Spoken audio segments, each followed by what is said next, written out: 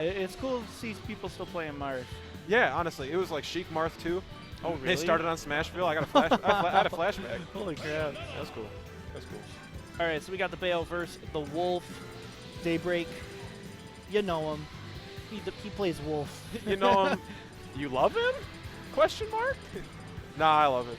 I love Daybreak. He like tried and true Wolf. Like he picked it up day one. He's like, all right, y'all have fun. Yep. Y'all can have fun with your characters. This is figured it out, and I'm glad it worked out. You know, a lot of people made some early character picks, and it didn't quite work out. You know, Sensational really regretting picking up Bayonetta, and some other stories like that. Right. PC3X started with the Falco, but then he found the Pac-Man. Yep. So Daybreak, his day one main, still holding up for him. Like it's like when you go to the shoe store and the first shoe you find is like, oh, I love this. Yeah. Like, and a little bit of regret. Right. Buyer's remorse. Right. So Wolf, you know what? Bayonetta's not so hot in this game, but she still has like some of the pressure of her tools that she had in Smash 4. Like, which time you still have to be a little bit careful about pushing buttons around her, and she still can push buttons of her own, so they just don't work sometimes. Right, and I also think her abilities to like put that pressure on shines really well against Spaceys, and you see Daybreak take a beautiful back air right there. But against Spaceys too, with just how exploitative her recoveries can be and how they kind of hesitate, and it gives Bayonetta the time to kind of react to that with her options. And I think if someone is not going to hesitate, it's going to be Daybreak. Right. So I don't think he has to worry about that at all. Daybreak's full tilt, full time. Yeah, exactly. And it's such having Daybreak play against this Bayo here, it's kind of more of a player dynamic as opposed to the matchup dynamic. I think Daybreak has the style to deal with Bayonetta's tools. He doesn't really give Bayonetta the time to like figure anything out. Yep. And Bayonetta, like, even though she does have a lot of like, a little down smash. Oh, he almost got. Whoa, we got the wall cling. Yeah. The misinput wall cling is like one of the very infrequent misinputs that is like so sad. You're just like, oh, no. Oh, okay, there it is. Hey, what were you saying earlier? What were you saying earlier? Yeah. I wish I'm coming full throttle here, back here, not going to take it. You saw the red sparks. Yep. Ooh, that air dodge was goofy. It was like a slight air dodge up right outside the ledge. Got the 27.2 angle. Oh, yeah. I guess some of it worked. Like, he got back to the stage, so. Looking for a dash tech here, too. That was pretty fresh, so it might have killed. Yeah, he's looking for it. Oh, okay, just turn around up tilt. I want to say, kick her in the mouth. I want to say I love the cross up on it too, because he had gone for dash tech on shield twice, and then he went for a short hop back air because he expected Ventra to expect the dash tech for a third time and then jump afterwards. But Ventra staying smart in shield, but then Daybreak on that next level with the up tilt. Yeah, when you're trying to condition your opponent, or your opponent is trying to adapt to what you're doing. Sometimes they think too far forward, or they think about their options on how they want to deal with it. And then you can just completely break your ankles, like you see Daybreak did just there. So, yeah, that was really good.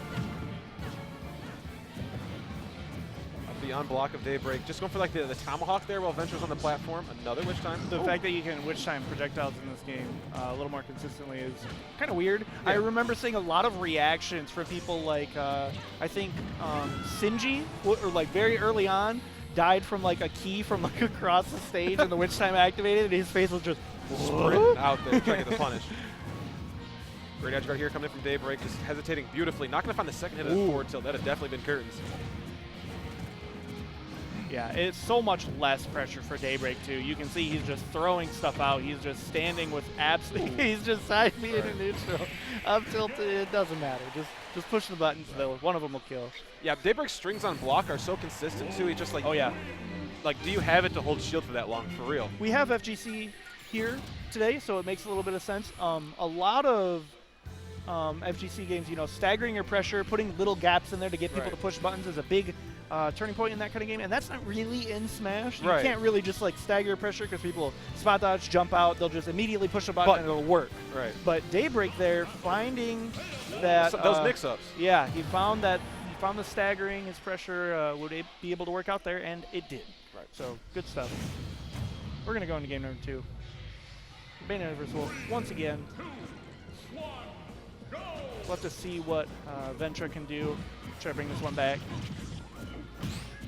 They're in the platform there, off of the forward air too. Ventra not going to find a punish. You saw Daybreak just fast fall through it to kind of eliminated any option that might have been had. Oh. I think a lot of people, when the game first started, there was a lot of complaints about like dash dance camping, just because dash dancing was so good and foxtrots are amazing in this game. And now with the dash walking, it's even more crazy. And I think Daybreak is the most. Oh, you got this jump, yeah. Daybreak is the most ambiguous about it. He'll like dash dance right outside of that range, so you think you can get him, and his reaction time is fantastic, and he's got get overzealous with that forward tilt on the ledge. That move is really bad. Right. Almost no time to punish. Oh yeah. Maybe I'm just used to Smash 4, where I would set my controller down for about 4 seconds and watch the Bayonetta show, but this game not so much. Down air not going to be punished. Daybreak was looking for Ventra to stay on the ground, but a lot more aerial here, especially with these triplats. Ooh. Oh man, the horizontal reach of that up smash. I don't think I'll ever get used to it. It still throws me off just a tiny bit when he does it out of shield, and it still scoops people up from across the stage. Oh, caught the tip top there with that up smash off the height of the witch twist. Yeah, not a traditional anti-air that you would expect. Right, because it usually takes too long to reach that high. But oh, fast within. That move is bad. He keeps using it. Okay, we got it up B. Oh, not quite. Nice air dodge. Really good presence of mind with that. All of Bayonetta's special moves not snapping her to the ledge. You got to do something that is going to keep you a little bit safer. And Ventra's been doing a fantastic job of doing that. So, ouch. The laser, we're back. Oh my goodness! No. What a catch. Daybreak. Okay. Neutral get up. I thought roll in 9 times out of 10, but Daybreak keeping the mix hot. Oh yeah. All right. Oh, the air not connecting. Yeah, look for the jump there. Okay. Okay. Okay. We'll take that every day of the week. And actually, that witch time felt pretty long too. So yeah, full connection on there. Nice and fresh witch time. Good decent percent. Oh, caught the jump. Okay. Bayonetta kind of just puts herself out there too with like everything.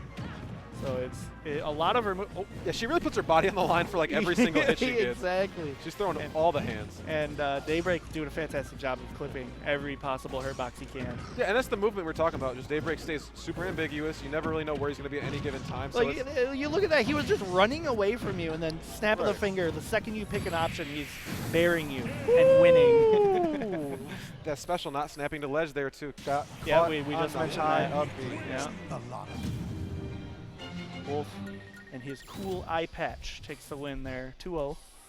That is a pretty badass eye patch.